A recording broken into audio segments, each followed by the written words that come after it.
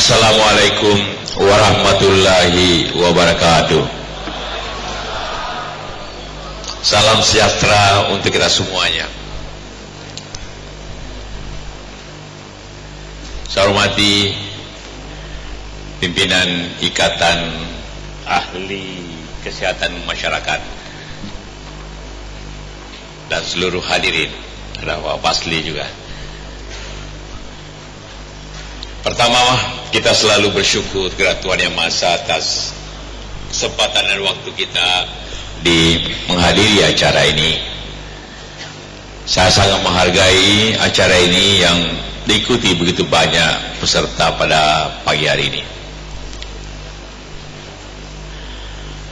Waktu saya di pemerintahan, sering beberapa kali meresmikan rumah sakit. Dan biasanya gubernur atau bupati sangat bangga dengan rumah sakit yang indah seperti dikatakan tadi Pak Menteri, Ibu Menteri juga yang besar. Saya bilang saya juga senang dengan rumah sakit Anda ini semua, bagus. Tapi saya lebih senang lagi nanti kalau rumah sakit ini sepi.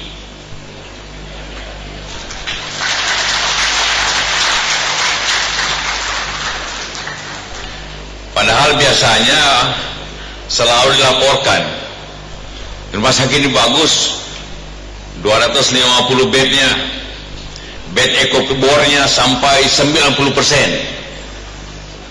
Malah kadang-kadang sulit cari bed. Dia bangga, padahal justru saya bilang Anda gagal. Artinya di daerah ini banyak penyakit, banyak mungkin penyakit menular jadinya. Itulah kegagalan pemerintah kalau terjadi itu.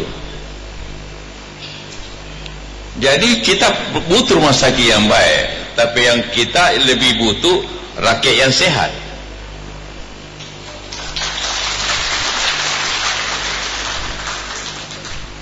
Namun demikian tentu karena itulah inilah upaya bersama kita untuk menghadapi keadaan yang baik itu. Karena itulah kalau saya ingin memberikan gambaran menurut penglihatan saya, kalau idi berbicara bagaimana menyembuhkan orang, bicara teknis kesehatan, ahli jantung lah kumpul, ahli bedah, ahli anak. Tapi kalau para ahli kesehatan masyarakat kumpul, bagaimana berusaha jangan banyak orang sakit. Jadi sebenarnya profesi ini agak bertentangan sedikit.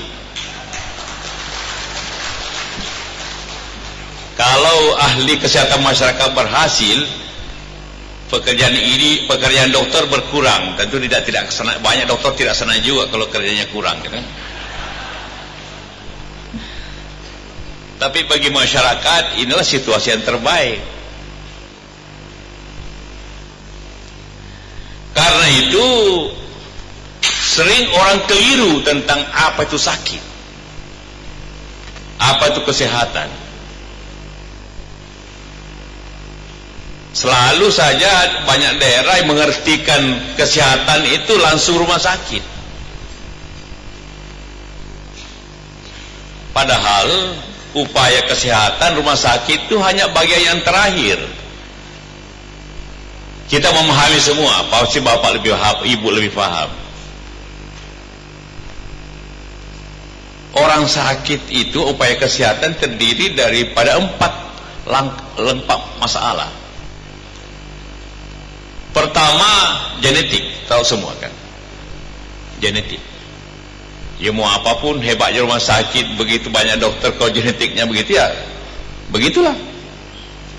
Karena itu minta maaf kalau saya ke dokter selalu tanya, Bapak kencing manis tidak? Ibu kencing manis tidak? Diabetes tidak? Bapak sakit jantung, Bapak Ibu selalu ditanya. Itu kan genetik tentunya kan. Itu rezeki Allah itu. Genetikanya baik atau ada itu sudah nasib. Tapi tentu banyak cara untuk mengatasinya, Bapak lah yang tahu itu. Yang kedua, lingkungan.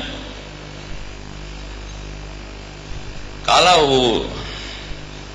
selokan teratur, sampah kurang, pasti orang sakit lebih kurang dibanding banyak sampah, banyak kotoran, banyak mampet, tidak ada WC. Pasti lebih banyak penyakit daripada kalau lingkungan jelek. Lingkungan. Dan ini sangat penting lagi, apalagi begitu banyak perubahan lingkungan pada dewasa ini. Climate change. Yang ketiga, kebiasaan. Karena itu dokter, kalau kita tahu, Bapak merokok tidak? Olahraganya apa? Bangun jam berapa? Makannya apa? Jadi upaya kesehatan ini kan karena kebiasaan. Terakhir baru rumah sakit. Jadi rumah sakit itu hanya seperempat daripada upaya kesehatan. Kalau kita bagi lagi, di mana bagian ahli kesehatan masyarakat? Ialah bagaimana mempengaruhi dua hal.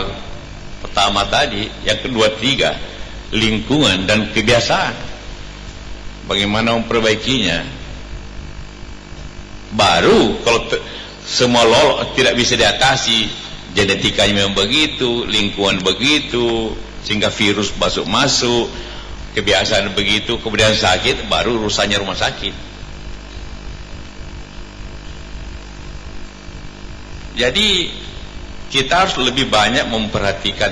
Tentu sejak awal kita belajar bagaimana preventif dan kuratif dalam kedokteran. Selalu saja orang berpidato tentang pentingnya preventif daripada kuratif. Walaupun juga saya bilang ini ada interest yang berbeda.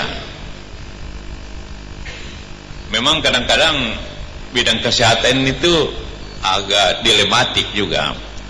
Saya juga ketua yayasan rumah sakit di Makassar. Kalau pergi dari rumah sakit, pertanyaan pertama, berapa pasien? Seakan-akan ada perasaan kalau kurang pasien aja susah ini. Kalau banyak pasien, alhamdulillah. Seakan-akan kita harap orang banyak sakit kadang-kadang. Apalagi kalau rumah sakit swasta yang bisnis, pasti cita-citanya penuh, banyak orang sakit, ya. Yaitu doa yang berbeda sebenarnya dari harapan orang banyak, ya. Karena itu saya selalu mengatakan kepada dokter-dokter rumah sakit, begini, doa Anda begini, jangan doa banyak pasien, doa Anda harus berdoa supaya banyak amal Anda menyembuhkan orang. Itu saya doanya, supaya jangan salah-salah berpikir, jangan bikin dosa, gitu kan, supaya mendoakan sepertinya orang banyak sakit, gitu kan. Nah, itulah pekerjaan Bapak dan Ibu di sini, berusaha bagaimana jangan orang masuk rumah sakit sebenarnya, ya. Jadi hati-hatilah kalau ketemu dengan ide ada pertentangan kepentingan. Satu minta rumah sakit penuh, satu upayanya jangan masuk rumah sakit, gitu kan. Nah, ini karena itulah maka, tapi karena itu doanya harus baik. Doanya bukan untuk banyak pasien, doanya banyak amal untuk orang itu. Nah, itulah bagian daripada kita masing-masing, tugas kita, sehingga kehidupan ini lebih lancar, lebih baik. Nah, karena itu kalau kita lihat sebenarnya upaya pemerintah dalam sejarahnya itu cukup banyak, cukup baik. Memang selalu dikatakan ya politik kesehatan atau itu karena kalau kita berbicara tentang kesehatan masyarakat, ya kita bicara kepentingan umum. Kita bicara dengan public interest, kita berbicara tentang pelayanan. Karena itu sering orang mengatakan ya ini masuk bagian politik, ya salah satu bagian daripada upaya kita melayani masyarakat. Apalagi pada dewasa ini, setiap pilkada dimanapun, saya tidak tahu Pak Gubernur ini di sini pidatonya apakah juga pengobatan gratis, pendidikan gratis atau tidak, ya. Karena memang gratis sebenarnya, sehingga tidak perlu ya. Jadi menjadi bahagian politik, isu politik juga, karena itu harus menjadi upaya politik. Tapi bukan hanya itu, ada tugas seorang kepala pemerintah untuk selalu meningkatkan kesejahteraan masyarakatnya. Kesehatan selalu penting. Tiap kita ketemu orang, tidak pernah bertanya, berapa kau punya uang? Kan tidak ada yang tanya itu kan. Selalu tanya, bagaimana kesehatan? Ya baik gitu kan. Jadi kesehatan yang selalu ditanya, tidak pernah tanya berapa uangmu, berapa istrimu, begitu berapaan. Nanti setelah sehat baru dia tanya, oh sehat, berapa anak, baru begitu kan. Tidak pernah tanya berapa uang, berapa mobilmu, tidak pernah tanya itu. Selalu tanya bagaimana kesehatannya. Jadi memang kesehatan itu bahagian daripada kesejahteraan kita semua. Sebagaimana orang mengatakan, baru orang mengerti apa itu arti sehat setelah dia sakit, gitu kan. Nah, tentu tadi sudah jelaskan Ibu Menteri indikator kesehatan nasional. Apakah itu tentang usia harapan hidup, ataukah indikator kematian bayi dan balita, kematian ibu melahirkan. Semua itu indikator untuk memperlihatkan upaya ini sehat, kesehatan ini baik atau tidak. Dalam perkembangan bangsa ini juga terjadi perkembangan layanan kesehatan. Pada zaman Pak Harto, Orde Baru, layanan kesehatan itu mendasar sekali sebenarnya. Lebih banyak intinya layanan langsung dan mempersiapkan masyarakat hidup sehat. Karena itu mulai dari posyandu, puskesmas, rumah sakit, ada apotek hidup, ada pendidikan bidan, ada dokter impres yang dibagi. Sehingga banyak dokter yang protes, kenapa saja semua dokter impres, kenapa tidak ada SH impres, kenapa tidak ada SE impres, semua dokter saja diimpreskan. Saya bilang, Anda harus bangga itu, karena cuma Anda diperhatikan presiden, SH tidak, gitu kan. Yang kedua saya bilang, Anda juga punya kewajiban, bahwa Bapak dokter ini punya kewajiban, kan untuk menjadi sarjana ekonomi mungkin ongkosnya 1 juta, tapi menjadi atau berapa 10 juta, tapi menjadi dokter ongkosnya mungkin 500 juta untuk bersiji dokter. Jadi harus berbakti dulu, itu juga penting diketahui kan, bahwa mengkesihkan dokter memang lebih mahal dibandingkan sarjana lain. Sehingga kenapa harus tugas di desa sedikit untuk bayar utang, gitu kan.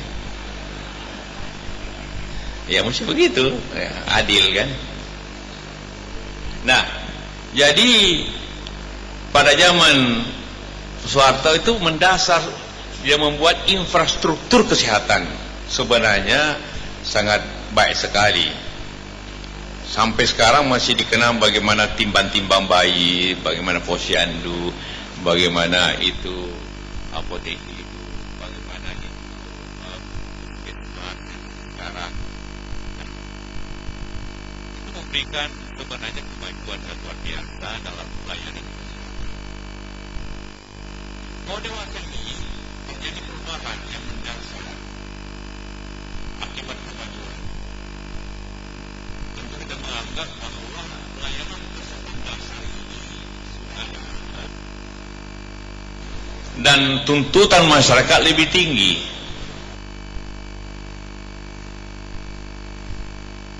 Kalau dulu orang cuma puas kesehatan, sekarang orang ingin prestasi lebih tinggi lagi. Maka timbullah kemudian layanan outsourcing, jaminan. Layanan kesehatan sekarang ini lebih ditekankan kepada jaminannya. Jaminan itu outsourcing, dalam bentuk asuransi sebenarnya. Itulah menjadi tadi itu Jankesmas, sebenarnya asuransi. Pemerintah membayar uang tertentu, dijamin oleh Askes, dijamin oleh daerah bahwa seluruh rakyat harus dilayani. Nah, tapi infrastrukturnya juga harus baik.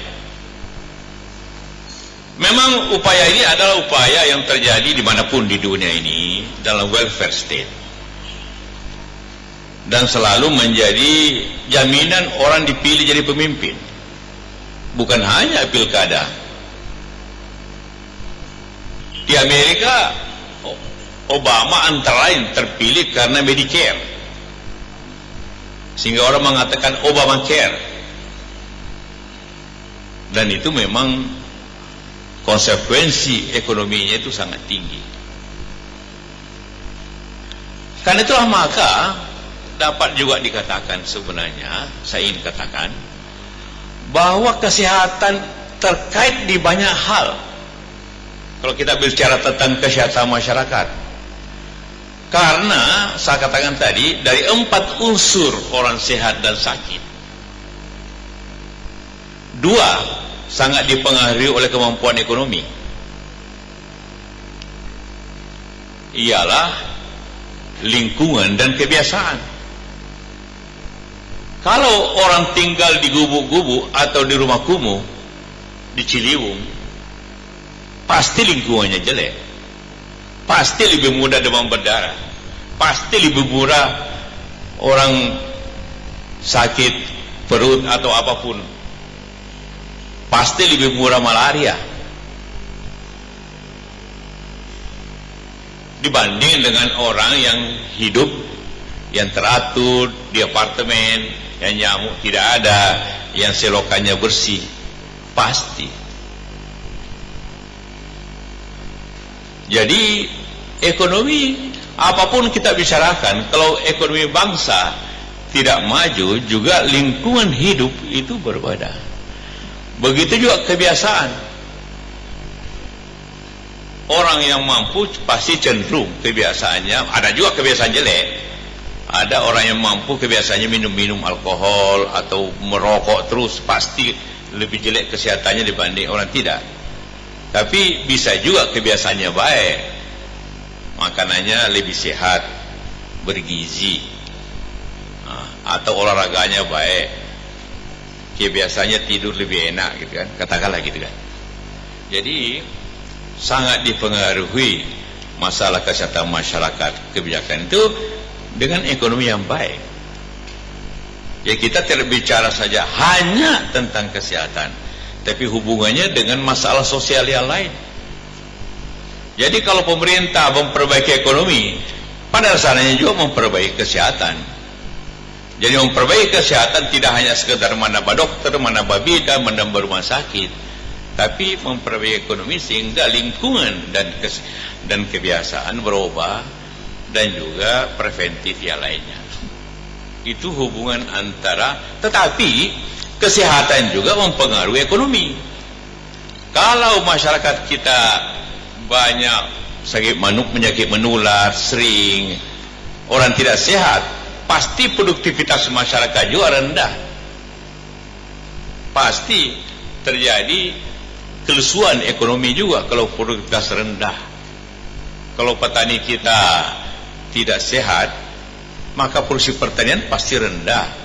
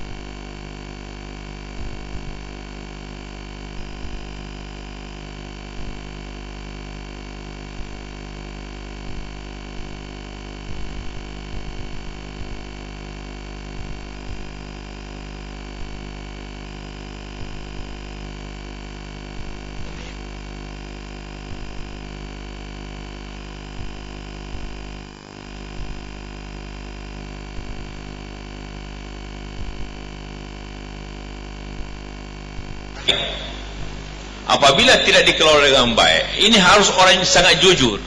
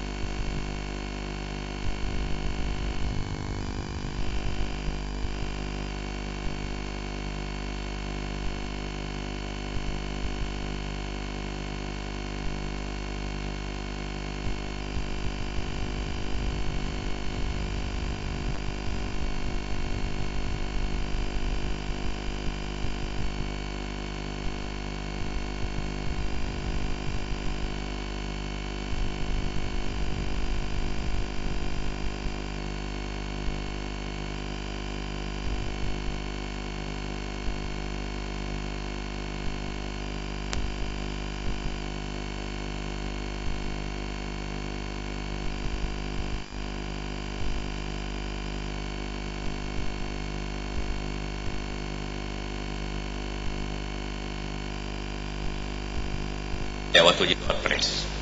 Bicara kesehatan macam-macam. Terus saya tanya, dokter, manusia itu efektif bekerja berapa jam? Dia bilang 8 jam.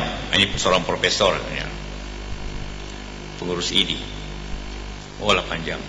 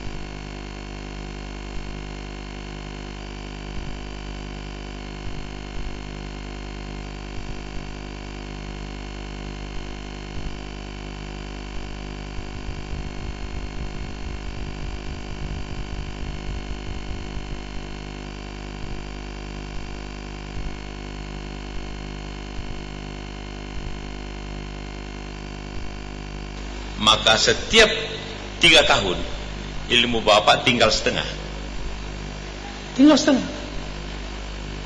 Akhirnya orang cari ilmu yang full di Singapura, pergi di mana-mana dan dapat ilmu karena kerjanya orang seminar kemana-mana.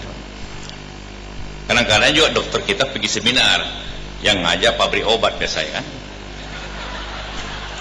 Nah, banyak juga ya. Nah, ini artinya jadi kita koreksi, pemerintah mengoreksi kita juga, bahwa masalah kesehatan ini kalau ingin diperbaiki, kita juga harus perbaikinya sendiri.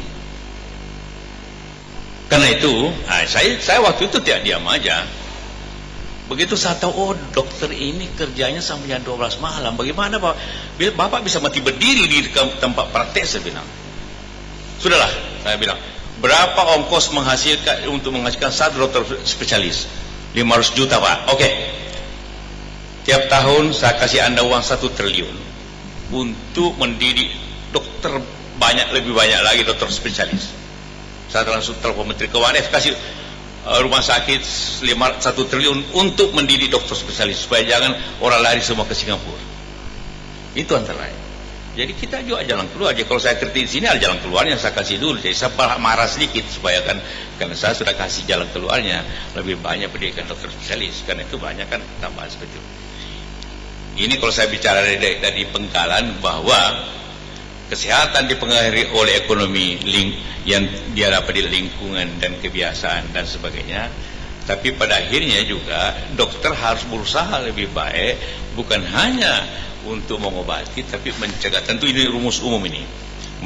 Karena itulah maka kita harus berusaha juga memperbaiki layanan kesehatan sebaik-baiknya. Karena walaupun apapun kapasitas kita, tanpa layanan manusiawi dari kita, tentu ada perbedaan. Kalau kita minta maaf, tentu juga Bapak sudah sering keluar negeri, ada perbedaannya. Kalau dilayani semanusiawi, lebih banyak pertanyaannya. Kalau dokter kita karena sibuk dan mengantuk, tidak banyak pertanyaannya, hanya lihat muka saja sedikit kita. Itu perbedaannya, sehingga harus banyak pertanyaannya, karena tadi banyak pengaruhnya seperti itu.